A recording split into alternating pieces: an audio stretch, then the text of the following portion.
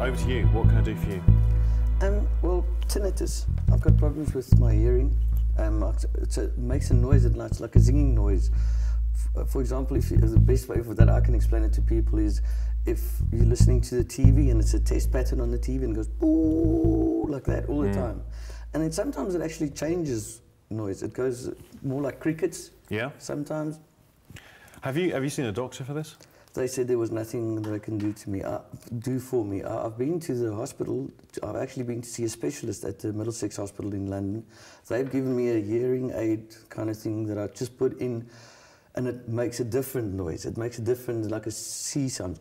Yeah. Just like that to eliminate the other sound. But and does that help? No, I don't. Or does it just get? It just makes a noise and it's uncomfortable in your ear, and it didn't help at all. So it didn't help. Oh, shame. Okay, so now you've got this tinnitus. Anything else? Well, I do suffer from depression at the moment. I'm taking medication for depression, and I've been diagnosed with hemochromatosis, which is a blood disorder.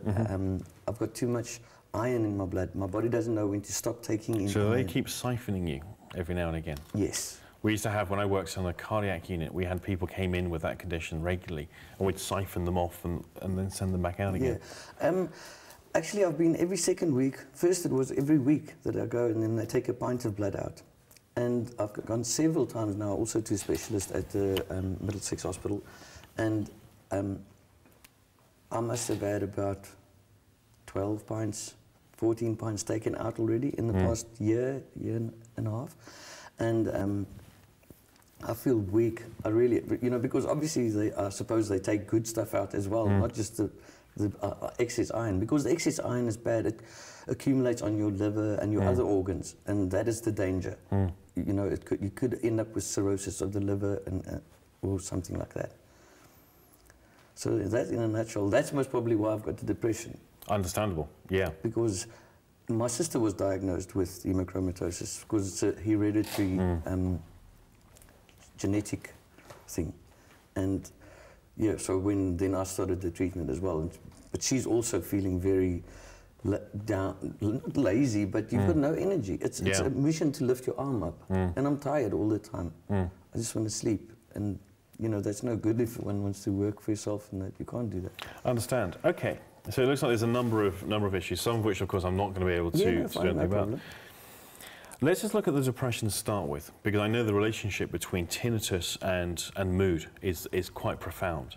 Some people find basically the unhappier they get, the louder the noises. The happier they get, the more they forget the noises. Has that been your experience? I think so, yes, definitely.